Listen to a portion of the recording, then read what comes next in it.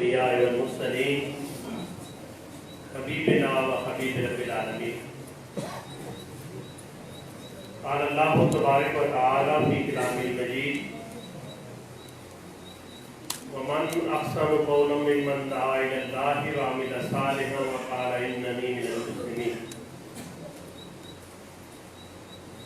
قال الله تبارك وتعالى في كلامه المجيد إن الله وملائكته يصلون على النبي يا أيها الذين آمنوا صلوا عليه وسلموا تسليما اللهم صل على محمد وعلى آل محمد كما صليت على إبراهيم وعلى آل إبراهيم إنك حميد مجيد اللهم بارك على محمد وعلى آل محمد كما باركت على إبراهيم وعلى آل إبراهيم إنك حميد مجيد اللہ رب العالمین کی حمد بیان کرتے ہیں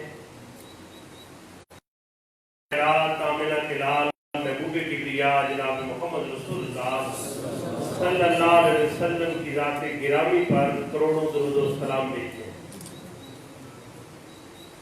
بہت ہی قابل قدر برادر عزیز شاہ زیب احمد صاحب ناظم اسلامی جمعیت اللہ پنجاب شمالی،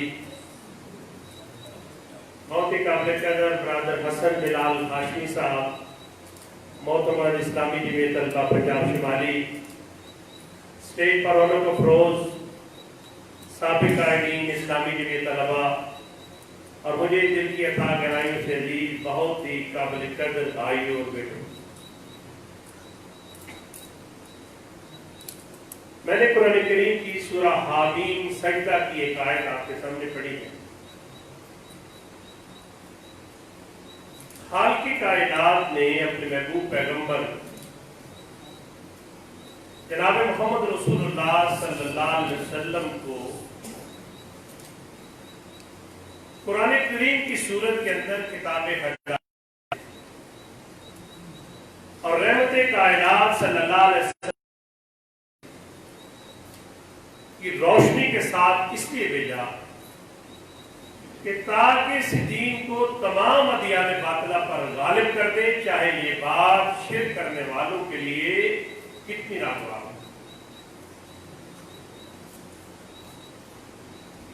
دائی کے اوصاف سیرت رسول کی روشنی میں یہ حسن بلال ہاشمی صاحب نے اچھا کیا کہ یہ خود اضافہ کر دیا، یہ بھی بڑے سمجھدار ہیں اور جو ساتھی دارے لگائے تو ان سے بھی زیادہ سمجھدار ہیں۔ انہوں نے مجھے موقع دے دیا کہ میں تھوڑا سیٹ ہو گیا، ویسے تو میں نے قرآن کریم بھی کھول لیا تھا نیچے سے۔ دائی کے اوصاف کے بارے میں ہم کوئی بات اس کی روح تک سمجھ نہیں سکتے جب تک دائی اعظم کی سیرت ہمارے سامنے ہے، اور دائی اعظم کی سیرت کا ایک ایک پہلو آپ کی خلوت کی زندگی اور آپ کی زندگی، دنیا کے اندر شاید ہی کوئی آپ نے انسان ایسا دیکھا ہو کہ جس کی ظاہری زندگی اور جس کی گھر کی زندگی، خان کی زندگی، وہ ساری لوگوں کے سامنے کھلی کتاب کی طرح ہوتی ہے۔ ورنہ ہوتا یہ ہے کہ لیڈروں کی باہر والی زندگی بڑی خوشنما ہوتی ہے، لیکن ان کے اندرونی زندگی کے اندر ان کے خانگی حالات کو اگر آپ جاننا چاہیں تو انہیں اپنی شادیوں کی تعداد بھی معلوم نہیں ہوتی اور انہیں اپنے گھر کے مسائل کا علم بھی نہیں ہوتا۔ لیکن آج جب ہم دائی کے اوصاف کے حوالے سے بات کرنے جا رہے ہیں اور ہم نے قرآن کریم کی ایک آیت کو آج کا موضوع بنایا ہے کہ اس شخص سے زیادہ اچھی بات اور کس کی ہو سکتی ہے؟ وَمَنْ أَحْسَنُ قَوْلًا مِّمَّنْ دَعَا إِلَى اللَّهِ وَعَمِلَ صَالِحًا، اس شخص سے اچھی بات اور کس کی ہو سکتی ہے کہ جو اللہ کی طرف بلائے، عمل صالح کرے اور پھر یہ ساتھ اعلان کرے کہ میں فرما برداروں میں سے ہوں۔ قرآن کریم نے کچھ انبیاء علیہ السلام کا تذکرہ بطور اولو العزم پیغمبروں کے کیا ہے، اللہ کے سارے پیغمبر ان کی اپنی شان ہے. صحابہ کرام رضوان اللہ اجمعین کے بارے میں بھی قرآن کریم کہتا ہے کہ رضی اللہ و رضوان، کہ اللہ رب العالمین ان سے راضی ہے. لیکن جن اولو العزم پیغمبروں کا ذکر قرآن کریم نے کیا ہے ان میں جد الانبیاء حضرت ابراہیم علیہ السلام کے بارے میں فرمایا کہ ان کا ذکر ہم نے بعد میں آنے والوں کے لیے بھی چھوڑ دیا، اس لیے کہ بہت آغاز کے اندر اپنے والد صاحب سے ان کا جھگڑا ہوا، اللہ کی توحید بیان کرتے تھے، اردو کی مخالفت کرتے تھے، اور اس کے بعد پھر بڑے ہوتے ہیں وقت کے حکمران کے ساتھ جھگڑا ہو گیا. اور ہر دور کا حکمران اور طاقت کا ایک ہی طریقہ ہوتا ہے، وہ یہ چاہتا ہے کہ لوگوں کو تہہ دیکھ کر دے، انہیں جیلوں کے اندر ڈال دے، پھانسی کے پھندوں کو لٹکا دے، یا انہیں آگ کی چتا وہ ڈال کر ان کی زندگی ختم کر. اور اس سے جب فارغ ہو گئے تو بڑھاپے کے اندر اللہ تعالیٰ نے اولاد دی، بیٹا دیا. اور جب وہ بیٹا بھی تھوڑا ہی بڑا ہوا ہے تو پھر اللہ رب العالمین کی طرف سے خواب آتا ہے کہ اپنے بیٹے کو آپ اللہ کے راستے کے اندر قربان کر دیں. بیٹے سے خواب کا تذکرہ ہوتا ہے. بیٹا بھی تو ابراہیم علیہ السلام کا. اس نے کہا کہ ابا جان آپ کو جو خواب آیا ہے، پیغمبروں کے خواب سچے خواب ہوتے ہیں، آپ اس پر عمل درآمد کیجئے اور آپ مجھے ثابت قدم پائیں. یہ فیضان نظر تھا یا کہ مکتب کی کرامت تھی؟ سکھائے کس نے اسماعیل کو آداب فرزند دی؟ نبی صلی اللہ علیہ وسلم کی حیات طیبہ کو دیکھیں. آپ کی پیدائش سے پہلے والد کا سایہ سر پہ نہیں ہے. عمر صرف 6 سال کو پہنچی ہے، اور 6 سال میں ہمارے بچے جو ہیں وہ بڑی مشکل سے وہ پہلی اور دوسری جماعت نہیں ہو سکتے ہیں. اور محبت کرنے والی ماں سیدہ آمنہ وہ بھی ساتھ چھوڑ گئی. عمر مبارک صرف 8 سال کو پہنچی ہے. وہ محبت کرنے والا دادا عبد المطلب جو اتنی وجیح شخصیت کا مالک تھا کہ عبد المطلب کی چٹائی پر کسی بچے کو بیٹھنے کی اجازت نہیں. عبد المطلب جہاں بیٹھتے تھے نا وہ بچے نہیں بیٹھتے، لیکن ایک بچے کو بیٹھنے کی اجازت ہوتی تھی. وہ بچہ کون تھا؟ وہ میرے اور آپ کے کریم آقا آمنہ کے لال محبوبے کی بیا جناب محمد رسول اللہ، اس کو اجازت تھی کہ عبد المطلب کی چٹائی پہ بیٹھے. 8 سال کی عمر میں دادا نے ساتھ چھوڑ دیا. بڑا انسان کو مان ہوتا ہے اپنی زمین پر، اپنے شہر پر، اپنی بستی پر، اپنے علاقے پر، اپنے ملک پر. یہی ہوتا ہے. اور اللہ کی طرف حکم آیا کہ میرے محبوب حالات سیکھنے، آپ یہاں سے ہجرت کر جائیں. اور ہجرت کی رات پھر آپ نے اپنے ساتھی ابو بکر صدیق کو ساتھ لیا، ان کے گھر پہنچے اور ان کی بیٹی کہتی ہے کہ میں نے پہلی بار ایک بات محسوس کی کہ لوگ خوشی سے بھی رونا شروع کرتے. جب رحمت کائنات آئے نا ہمارے گھر میں تو میرے بابا سے کہا کہ ابو بکر ہجرت کا حکم آ گیا. میرے بابا نے پوچھا کہ میرے لیے کیا حکم ہے؟ آپ نے کہا ابو بکر تو میرے ساتھ سنو. حضرت ابو بکر صدیق کی بیٹی حضرت اسماء کہتی ہے کہ میرے باپ نے اس خبر کو سنا تو پھول پھول کر رونے لگے خوشی سے کہ میں آپ کے ساتھ چلوں. مجھے اندازہ نہیں ہے کہ آج اسلام پاکستان کی مذہبی دنیا کے اندر کہاں سے وہ اسکالر پیدا ہوئے ہیں جو ان ہستیوں کے مقام اور مرتبے کے بارے میں ماپنا چاہتے ہیں کہ ان کا قد کتنا. ان کے درمیان جو محبت کے رشتے تھے اس کا عشر شیر بھی آج کی اسلامی قیادت اور اس کے کارکنان کے اندر نہیں ہے. آپ پریشان ہو جائیں گے کہ میرے صوبہ ہمارے ناظم صاحب کی موجودگی میں یہ بات کہہ رہی ہے کہ آج کی اسلامی تحریک کے لوگوں کے اندر اس میں صرف اسلامی کی طلبہ نہیں، جماعت اسلامی بھی شامل ہے. میں بھی شامل. اب اپنی قیادت کے ساتھ وہ جو محبت کرتے تھے اشر شریف بھی ہم نے کیا حالات خراب ہو گئے مکے کے، تو آپ اپنے بستر پر لیٹے ہوئے تھے اور کرنے بدل رہے تھے، پریشان تھے آپ، حالات معلوم تھے کہ حالات ٹھیک نہیں، منصوبے بن رہے تھے، ہجرت کی رات تھی تو معاذرت ہے گھر کا، تو کیا فیصلہ کیا تھا سرداران قریش نے کہ سارے حملہ کرتے ہیں نہیں مل کے، ان کا خاندان کس کس سے بدلہ لے لے گا پھر؟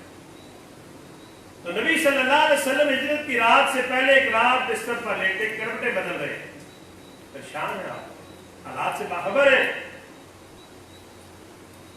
آپ نے محسوس کیا کہ گھر کے باہر کسی کے قدموں کی آہٹ، سناٹا تھا، اور قدموں کی آہٹ کے ساتھ آپ نے محسوس کیا کہ اسلحے کی چھنکار بھی ہے، اسلحہ بھی ساتھ ہے، اور آپ بندہ باخبر ہو، آپ اٹھ کے بیٹھے، آپ بڑے بآواز بلند پوچھا کہ کون ہے اس وقت میرے گھر کے باہر؟ آواز آتی ہے یا رسول اللہ صلی اللہ علیہ وسلم میں زبیر بن عوام۔ پوچھا کیا کرنے آئے آپ اس وقت؟ کہا یا رسول اللہ میں نے حالات کا مشاہدہ کیا، میں نے اس خطرے کو محسوس کیا ہے، میں نے از خود اس بات کا فیصلہ کیا کہ آج کی رات آپ اطمینان سے سو جائیں، آپ کے گھر کے باہر نہ کرے جائے۔ لیڈر نے کارکن کو بلایا نہیں، لیڈر نے کارکن کو سرکلر نہیں بھیجا تھا، کارکن نے ایس ایم ایس ملنے نہ ملنے کی شکایت نہیں کی، لیڈر کے دل کے اندر یہ خیال آیا، سیدنا نگاروں نے کہا کہ حضور کے دل کے اندر خیال آیا کہ کاش کوئی آج کی رات میرے گھر کے باہر پہرے داری کرتا اور میں اطمینان کی نیند سو جاتا۔ لیڈر کے دل کے اندر خیال آیا اور کارکن اسلحہ لے کر گھر کے باہر پہنچے۔ ہجرت کا سفر شروع، حضرت ابوبکر صدیق رضی اللہ تعالیٰ کی کیفیت ذرا دیکھی،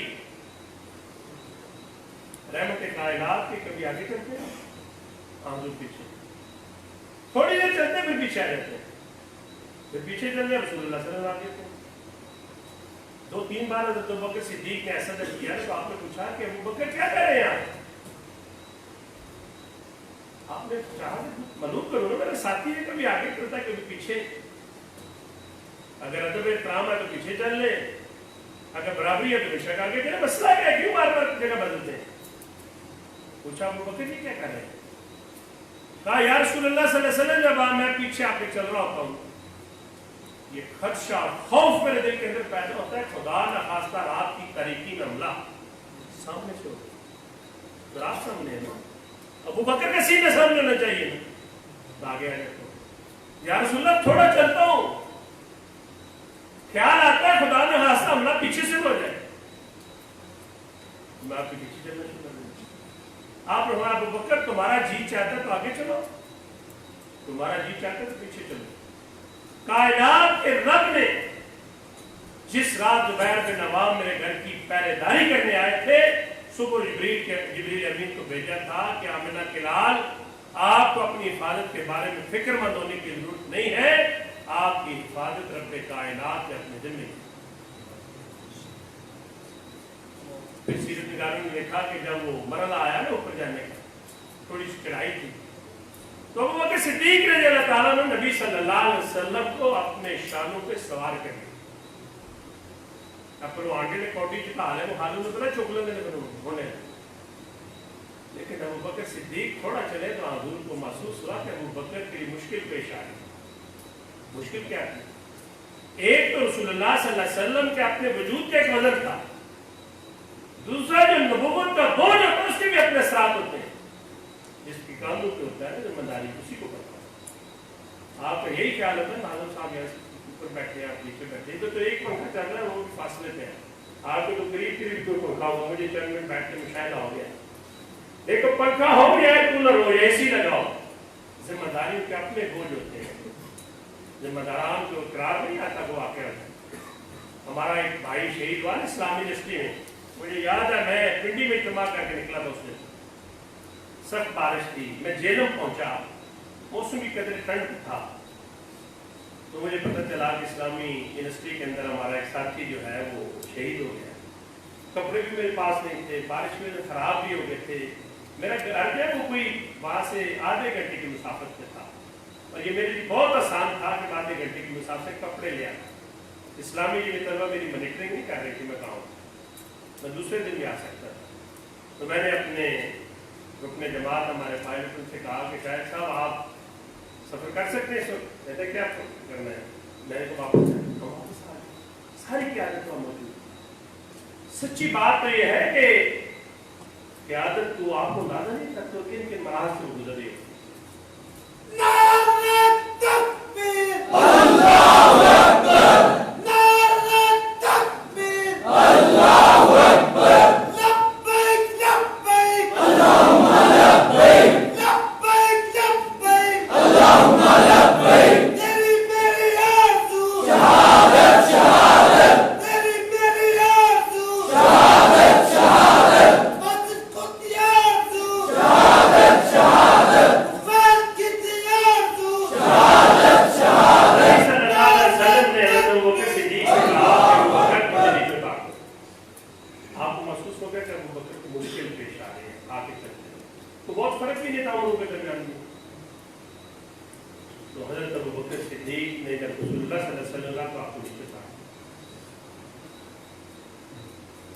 بھائیو, اسلامی تحریک کا کام کرنا, چاہے وہ اسلامی جمی طلبہ کی صورت کے اندر ہو, چاہے جماعت کی کسی برادر تنظیم کی صورت کے اندر ہو, چاہے وہ براہ راست جماعت اسلامی کے کسی کام کی صورت کے اندر ہو, میرا اپنا خیال یہ ہے کہ جہاں ایک ذمہ داری ہے وہاں ہمارے لیے بہت بڑی سعادت اور خوش بختی کی بات. خوش بختی کی بات اس لیے ہے کہ نبی اکرم صلی اللہ علیہ وسلم نے فرمایا کہ اللہ رب العالمین جس شخص کے ساتھ بھلائی کا ارادہ فرماتے ہیں اسے دین کا فہم عطا کرتا ہے. مولانا محمد یوسف اصلاحی صاحب ہندوستان کے بہت بڑے عالم دین, آداب زندگی ان کی کتاب ہے, اور بھی بہت ساری کتابیں ان کی ہیں. اللہ تعالیٰ ان کو صحت والی زندگی دے.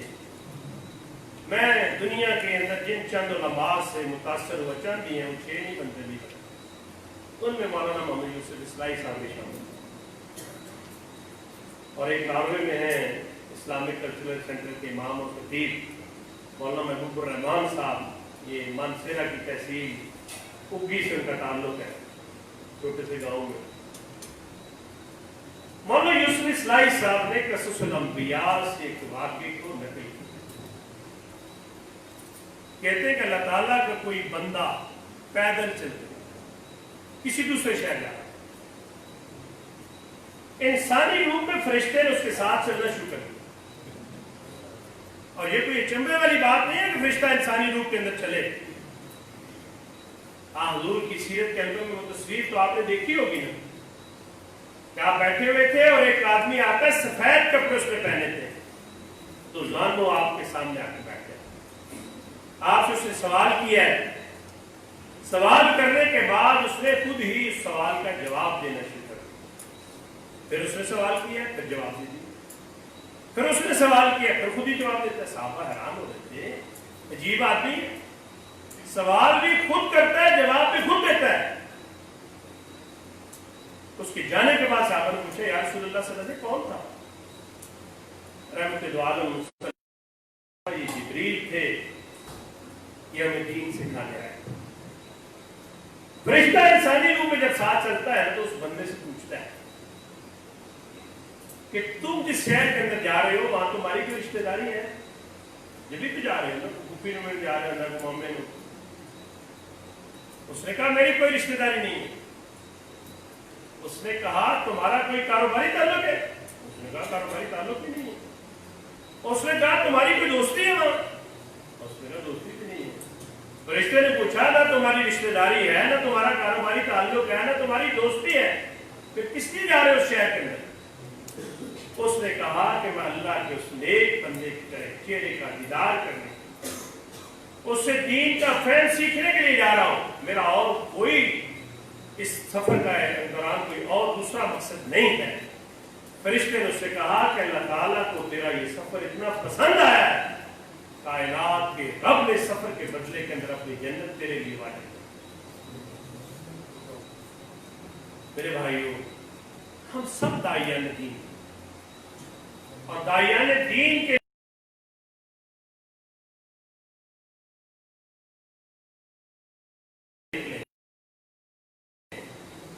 جس کے ابلاغ کے لیے نکلے ہیں، جس دین کے اقامت کی بات کرنے نکلے ہیں، اس دین کے بارے میں پہلے تو پوری طریقے سے ان کو شعور اور ادراک ہو کہ وہ دعوت کرنے کے اس کے تقاضے کیا ہیں، پھر دوسرا اس دعوت کے مقابلے میں اپنے سیرت و کردار کو ڈالنے کے بعد وہ بات کریں۔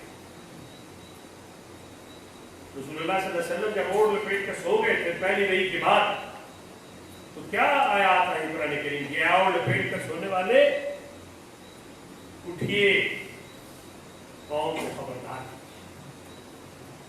اپنے کپڑوں کو صاف رکھیے، اللہ کی بڑائی بیان کیجیے۔ یہ وہ بنیادی سبق ہے جو کسی دین کے داعی کے لیے ہونا چاہیے۔ ہمارے ڈاکٹر وسیم اختر صاحب، اللہ تعالیٰ ان کی قبر کو نور سے بھر دے، جو پنجاب کے امیر تھے جماعت اسلامی کی، وہ اکثر یہ بات کہتے تھے میٹنگوں کے اندر کہ تہجد کی نماز داعیان دین کی نماز، باقی لوگ 5 پڑھیں، آپ 6 اور 7 پڑھ سکتے ہیں، ایک نماز اور بھی پڑھتے ہیں نا دن کی روشنی میں، کیا کہتے ہیں اس کو؟ نبی صلی اللہ علیہ وسلم نے اپنی امت کو 5 نمازوں کا حکم دیا اور خود 7 نمازیں۔ اور نوافل کے بارے میں جو روایات ملتی ہیں، ہم تو نماز پڑھ کے سلام پھیر کے اللہ پر احسان کرتے ہیں اور بغیر دبا ہم اٹھ کے کھڑے ہیں۔ یہ تقریباً بات اسلامی کے کلچر آپ کا نہیں، آپ اچھے لوگ، اور ہمارا یہ خیال ہوتا ہے یار اتنا کام کر رہے ہیں، دوڑ دھوپ کر رہے ہیں، کپڑے کو بارود ہو گئے ہیں، بالوں کے اندر مٹی ہے، تو اب یہ کافی کو پتہ ہے۔ میں نے پڑھا ہے طارق محمود ثاقب صاحب، اس کی تردید کرنے کی گنجائش ان کے پاس ہے، اس آدمی پر اللہ رب العالمین بہت خوش ہوتے ہیں جو نماز پڑھنے کے بعد مصلی پہ بیٹھ جاتا ہے، خاموشی کے ساتھ اذکار کرتا ہے، تدبر کرتا ہے، غور و فکر کرتا ہے، اپنے مالک سے مانگتا ہے۔ داعیان دین کا یہ رویہ ٹھیک ہے، وہ نماز سلام پھیرے اٹھتے ہیں۔ میڈم نور جان کا ہو سکتا ہے، وہ بھی فوت ہو گیا، اللہ اس کو بھی بخش دے، وہ کہتی تھی کسی اور دعا کی خاطر اب یہ ہاتھ میرے اٹھتے ہی نہیں، جب دل میں کوئی خواہش ہی نہیں تو دامن کا پھیلا کرتا۔ یہ اس کی ہو سکتا ہے، لیکن اسلامی کی بھی کرتا کہ کسی ذمہ دار اور جماعت اسلامی کے کسی ذمہ دار کا یہ طریقہ اور اس پہ شان نشان نہیں ہے۔ اپنے رب سے مانگے، خوب مانگے، تھوڑا بھی نہ مانگے، جتنی آنند مانگتا ہے اپنے بھلائی میں اتنی نہ مانگے۔ آنے تو ڈرتے ہیں آپ میرے صبح سے 50,000 کا جواب دے دیں گے، تو کہتے ہیں جی پروگرام ہو رہا ہے تو 30,000 کے لگ بھگ دے دیں تاکہ میرے صبح اور کم کرنا۔ اللہ سے اس طرح نہیں مانگے، یہ بات پلے باندھ لیجیے پوری زندگی کے لیے، زمین سے فارغ ہو گئے تب بھی اللہ سے جب بھی مانگنے سے کہنے کہ یا اللہ ہمیں اپنی شان اور فضل کے مطابق آپ فرض کے حالات اپنی شان کے مطابق۔ بادشاہوں کی بھی شان ہوتی ہے نا، تو دینے پہ آئے جو اسلام آباد کے اندر کروڑوں کا پلاٹ دے دیتے ہیں، تو یہ چھوٹے چھوٹے بادشاہ ہوتے ہیں عارضی، وہ اس سے جب مانگے تھے اپنی شان کے مطابق۔ اسی جو بات میں عرض کرنا چاہتا ہوں، میں چاہتا ہوں آپ کی تقریر بوجھل بھی نہ ہو، ورنہ نور جان کی کیا ضرورت نظر آ جائے۔ داعیان دین کی نمازیں کتنی ہو گئی؟ 6 ہو گئی، 7ویں بھی پڑھ لے تو چلے، تہجد تو ضروری ہے، اور اس کے بعد پھر قول و عمل کے اندر تضاد نہ ہو۔ یا ایھا الذین آمنوا لم تقولون ما لا تفعلون، میں لوگوں جو ایمان لائے ہو وہ بات کیوں کہتے ہو جس پر عمل نہیں کرتے؟ اللہ کے نزدیک یہ ناپسندیدہ بات ہے کہ تم وہ بات کہو، سورہ صف کے جس پر عمل نہیں کرتے۔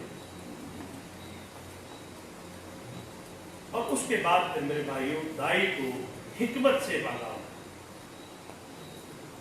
ہے، جڑا سانو کسی تو نہیں پڑھایا جی کرنا جماعت بہت زیادہ بزرگوں پڑھا کے کوئی بندہ نہیں گل کھری کرنی چاہیے، پاویں اگلے دیا چپڑا پا جائیں، چپڑا سمجھتے ضرورت اگلے دنداں نوں پنجابی چپڑا نمونہ ہے کشتی کی زندگی۔ لقد کان لکم فی رسول اللہ اسوۃ حسنہ، جی ساڈے بندے گل نہیں گل سچی کرو بڑھ لگ جائے اگ بڑے اگلے دن نہیں. میں نے بہت مطالعہ کی سی اور اگر موضوع پر سب سے زیادہ کتابیں پڑھی تو میں کہہ سکتا ہوں میں نے سیرت پر مختلف لوگوں کو پڑھا، مسلمانوں کو بھی، ہندوؤں کو بھی اور غیر مسلموں کو. عیسائیوں نے بھی کتابیں لکھی ہیں اور میرا مطاعت اندازہ یہ ہے کہ 50 سے زیادہ میں نے سیرت کی کتابیں پڑھی. نبی صلی اللہ علیہ وسلم جب مکہ شہر کے اندر ابتدائی دور میں نکلتے تھے بڑھیا سامنے سے آ رہی تھی. بڑھیا کا مسئلہ یہ تھا کہ اس نے پوٹلی بڑی باندھی تھی، ہے ضعیف تھی، چل نہیں سکتی تھی. اور جب آپ کا آمنا سامنا تو بڑھیا نے آپ نے پوچھا ماں آپ کدھر جا رہے ہیں؟ وہ کہتی ہے بیٹے شہر کے اندر ایک جادوگر آ گیا، جو بندہ اس کی بات سنتا ہے میں اس کا ہوتے رہتا ہوں، میں اس کے خوف سے شہر چھوڑتے جا رہا ہوں.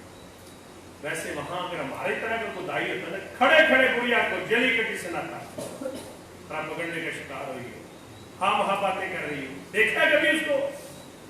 آپ نے کیا کیا؟ آپ نے کوئی بات نہیں کسی کو، آپ نے موضوع تبدیل کر دیا، جواب نہیں دیا اس سوال کا، موضوع تبدیل کہا ماں کتنا خوبصورت رشتہ جوڑا ہے، لگتا ہے کہ بوجھ آپ کی طاقت سے زیادہ ہے، اجازت دیں میں آپ کی گٹی اٹھا دوں. جس قوم کے نوجوان باپ کے ہاتھ سے سبزی کا شاپر لیتے ہوئے شرم محسوس کریں، سارے نبیوں کے سردار نے اس بڑھیا کی گٹڑی اٹھائی ہے جو کافر ہے. اب بڑھیا باتیں کر رہی ہیں، آپ بھی ساتھ چل رہے ہیں. بڑھیا کی منزل آئی، اس نے گٹڑی واپس تقاضا کیا، آپ اس کو دے دی. بڑھیا کہتی ہے بیٹے اگر تم مکہ شہر کے رہنے والی ہو نا اس جادوگر سے ذرا بچ کے رہنا جس کا نام محمد.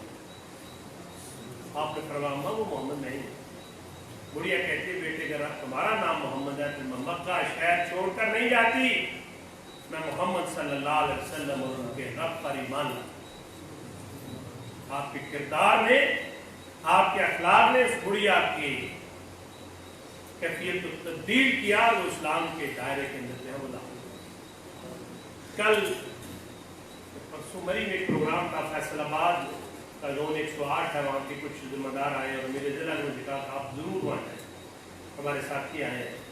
حالانکہ میرے ضلع خود نہیں آئے. میں نے پوچھا آپ کے کئی صاحب آئے، کہتے ہیں وہ بھی نہیں آئے. تو قصوری صاحب کو ادھر سے بلا لیا، مجھے ادھر سے بلا لیا، میاں اسلم صاحب کو بلا لیا، زبیر سبزہ صاحب کو شاید یا کسی اور کو بھی.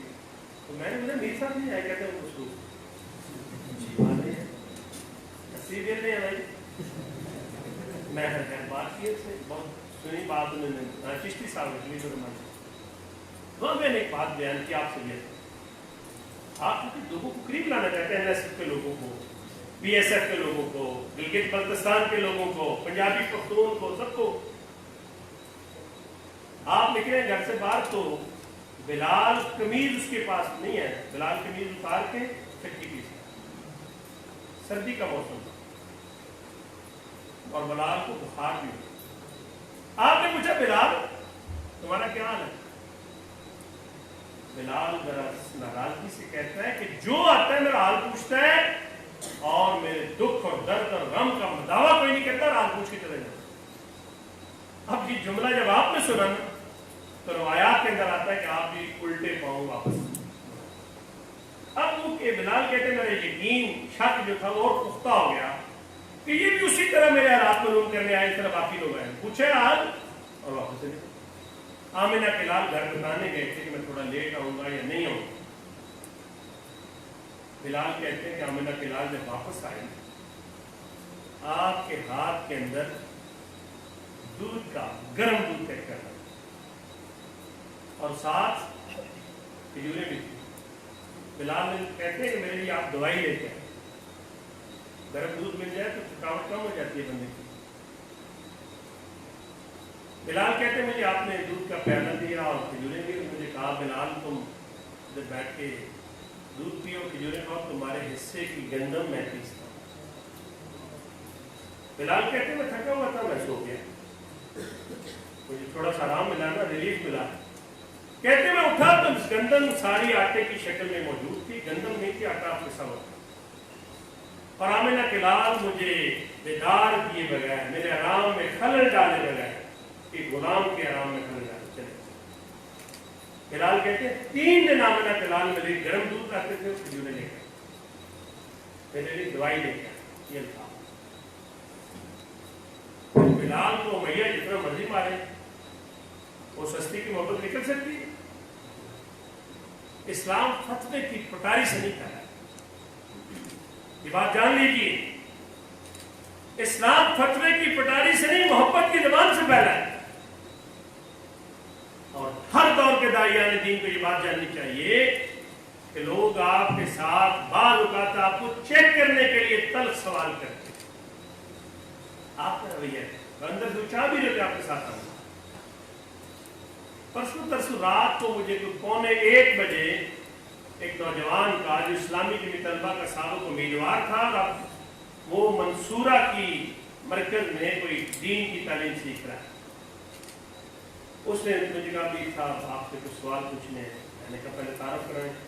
وہ کہتا ہے تعارف ضروری ہے۔ میں نے کہا بھائی میں تو آپ کو اجازت دے دی تو آپ کون ہیں؟ آپ نے مجھے واٹس ایپ، پھر اس نے کہا کہ نہیں میں ویسے ہی سوال پوچھے، سوال بھی بڑے مشکل اس کے۔ میں نے اس کو شعر لکھا نیچے، میں نے کہا کیسے کر جائیں تیرے نام جوانی کی بہاریں، چاہنے والے تجھے جرت اظہار کو، تو اپنا نام نہیں بتاتا، مجھے پوچھتا کہ جماعت اسلامی آرمی کے جرنیل کے خلاف کیوں کھڑی نہیں ہو رہی، جس نے یہ ریزائن پیش کیا اور عمران خان نے اس کا ریزائن قبول نہیں کیا۔ میں نے کہا تعارف کیوں کراؤ؟ پھر اس نے مجھے بتایا کہ میرا تعلق فلاں ضلع سے ہے اور میں اسلامی جمعیت طلبہ کا امیدوار رہا ہوں، اور اب میں منصورہ میں۔ تو میں نے نیچے پتہ کیا لکھا، رات کے 1:45 بجے، کیا آپ منصورہ میں رہتے ہیں؟ یہ ہے کہ آپ کو یہ سوال ضرور ان سے کرنا چاہیے۔ اس نے نیچے لکھا ہے شکریہ امیر صاحب، میں نے آپ کے نام میں خلل ڈالا ہے۔ مجھے یقین تھا کہ ساری رات بھی اگر میں اس سے گفتگو کرتا نا تو اللہ کے فضل سے اس نے کہیں کٹے رہنا تھا جہاں وہ کھڑا، کیونکہ جو تھوڑا بہت میرا اس سے ہوا نا تبادلہ اس عرصے میں، اگر وہ آپ کوئی بہت بڑی بات کہنے کی پوزیشن کے اندر ہے، آپ کو اندازہ ہو گیا نا، آپ بہت اچھے طریقے سے گمشدہ میراث ہے اس کو پا لینا چاہیے۔ اور دائی کے بارے میں ایک اور بات جو میں نے اپنے مطالعے کی بنیاد پر اس نتیجے پر پہنچا ہوں کہ دائی کو مایوس نہیں ہونا چاہیے، وہ امیدوں کے چراغ روشن کرنے والا ہو، خوش فہمی کے گھوڑے پر بھی سوار نہ ہو، لیکن امیدوں کے چراغ روشن کرنے والا ہو، اور وہ اپنے کارکنان کو گٹا ٹوپ اندھیرے کے اندر بھی روشنی اور امید کرتا ہے۔ ویسے 1938 میں مولانا مودودی نے سیالکوٹ کے اندر جب تقریر کی تو کہا کہ ایک وقت آئے گا کہ کمیونزم کو ماسکو کے اندر پناہ نہیں مل سکے۔ تو 1938 میں حالات تھے کہ کمیونزم کا جنازہ نکلتا ہے، کمیونزم کا جنازہ تو افغانوں نے نکالا، محمد خان جنیجو کے دور کے اندر یہ واپس گئے ہیں روسی فوجی افغانستان سے، ایک محمد مسلمان۔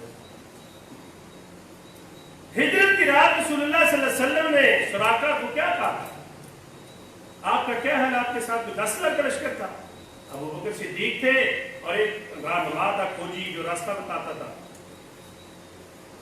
تو آپ نے سراقہ کو رات کے اندھیرے میں 100 اونٹوں کے لالے میں پہنچا، سراقہ تمہارا کیا حال ہوگا اس وقت جب تمہارے ہاتھوں میں کسرا کی کنگن دیے، وقت کی صبح کا۔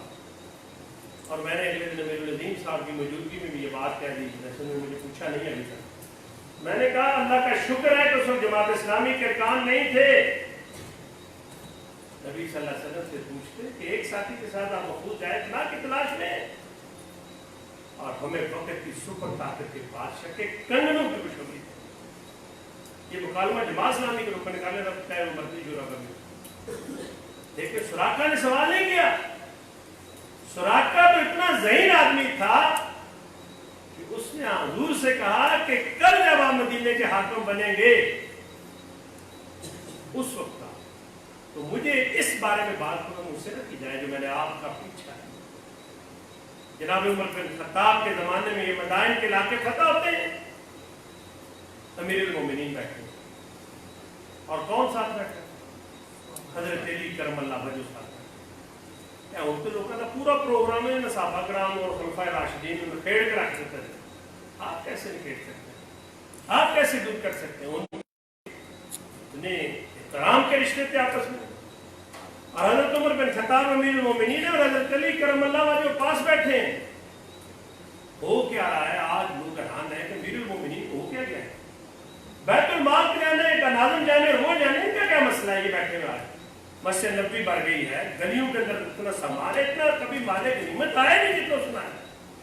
اور امیر المومنین کا معاملہ یہ ہے کہ جو بھی فہرست آتی ہے نا مال کی اس کو خود دیتے ہیں، اس طرح رکھ دیتے ہیں. یہ اٹھائیے، یہ بھی رکھتی، یہ اٹھائیے، یہ بھی رکھتی. لوگ سوال کرتے ہیں کہ امیر المومنین سے تلاش کریں گے اس کو. اچانک ایک فہرست پر نگاہ پڑے، جناب عمر بن خطاب رضی اللہ تعالیٰ کی آنکھوں میں آنسو آ گئے. لسٹ پہ نظر پڑی نا، آنکھوں میں آنسو آ گئے. پوچھا امیر المومنین کیا ہے اس میں؟ حضرت علی نے پوچھا.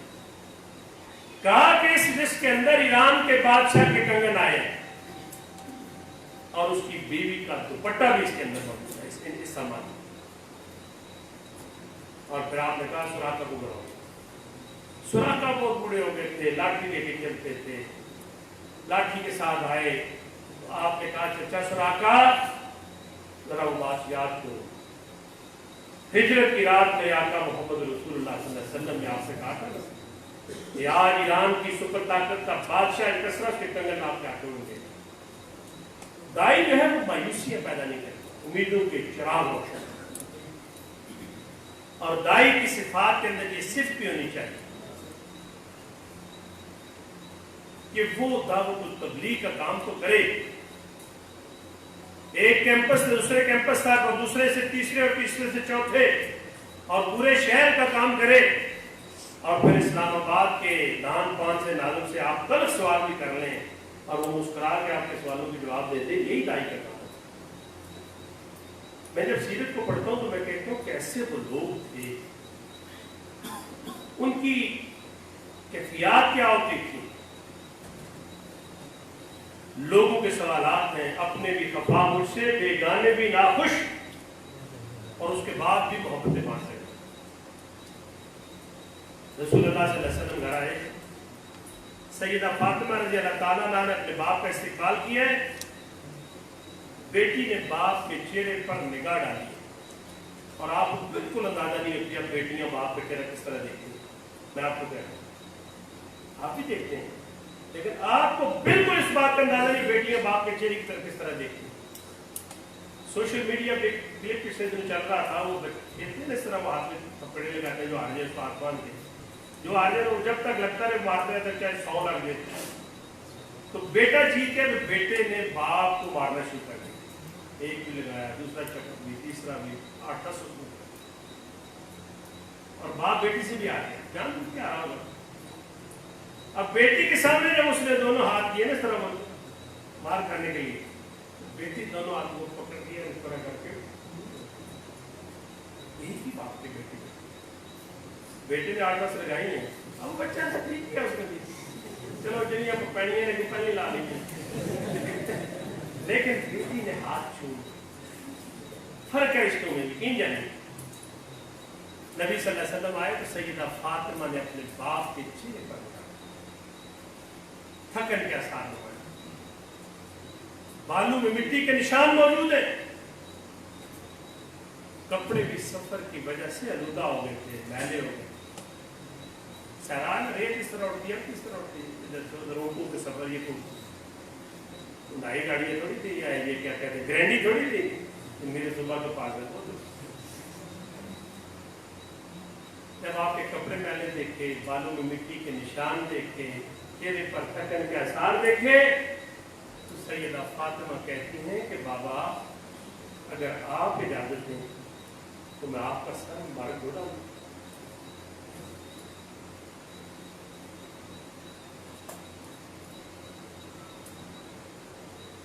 سیرت نگاروں نے دیکھا نبی صلی اللہ علیہ وسلم نے آواز دی جائے.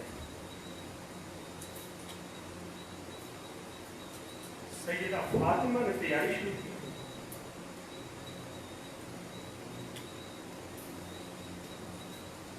نبی صلی اللہ علیہ وسلم کا سر نیچے جھکا ہوا اور بیٹی ڈور سے پانی باپ کے سر میں ڈال رہی تھی. ٹھنڈا پانی جب آپ کے سر پہ ڈالا جا رہا تھا، اچانک 2 گرم پانی کی قطرے نبی صلی اللہ علیہ وسلم کی گردن پر گرتے. یہ دونوں قطرے سیدہ فاطمہ کی آنکھ سے نکلے. ٹھنڈے پانی کے ساتھ گرم قطروں کا احساس نہ زیادہ ہوتا. آپ نے نگاہ اوپر اٹھائی، بیٹی کیوں روتی ہے؟ بابا میں نے آپ کے کپڑوں کی جو حالت دیکھی ہے، میں نے آپ کے بالوں میں جو مٹی کے نشان دیکھے ہیں،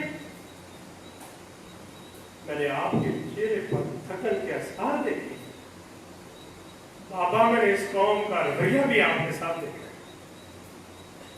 اور یہ بات محسوس کر کے مجھے رو رہا. بھائی اعظم صلی اللہ علیہ وسلم نے فرمایا فاطمہ نہ رو، اللہ تعالیٰ نے تیرے باپ کو اس عظیم ذمہ داری کو فائز کیا ہے.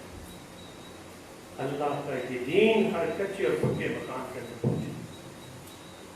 اللہ کا یہ دین وہاں تک پہنچے گا جب سورج اور چاند اپنی روشنی اور کرنیں پھیلاتے ہیں، اور اللہ کا یہ دین وہاں تک پہنچے گا جہاں سے ہواؤں کا گزر ہوتا ہے. یہ الگ بات ہے کوئی اس دین کو عزت کے ساتھ قبول کرے اور چاہے کوئی اس دین کو ذلت کے ساتھ قبول کرے. اور طریق کی نگاہوں نے وہ منظر دیکھا، آمنہ کے لال اسی شہر مکہ میں فاتح کی سلسلہ.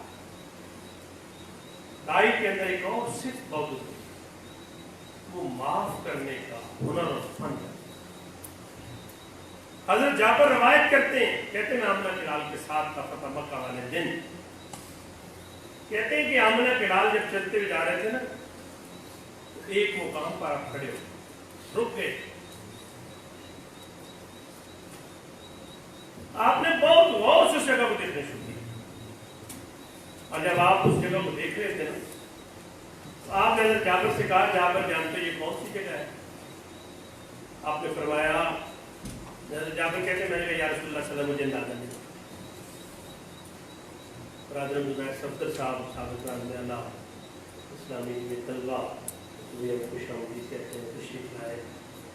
اپنی بات مکمل کرنے لگا ہوں. حضرت جابر کہتے ہیں میں نے یا رسول اللہ مجھے اندازہ نہیں. آپ نے فرمایا جاتا ہے یہ شب ابی طالب. 3 سال تک ہم یہاں رہے.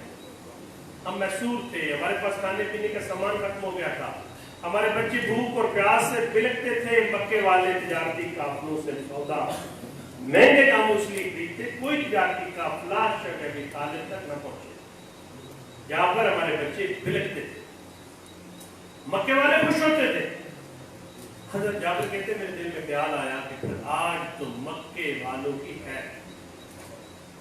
ہم آگے بڑھ رہے تھے، کسی نوجوان صحابی کی زبان سے جملہ نکل گیا کہ آج بدلے کا دن ہے.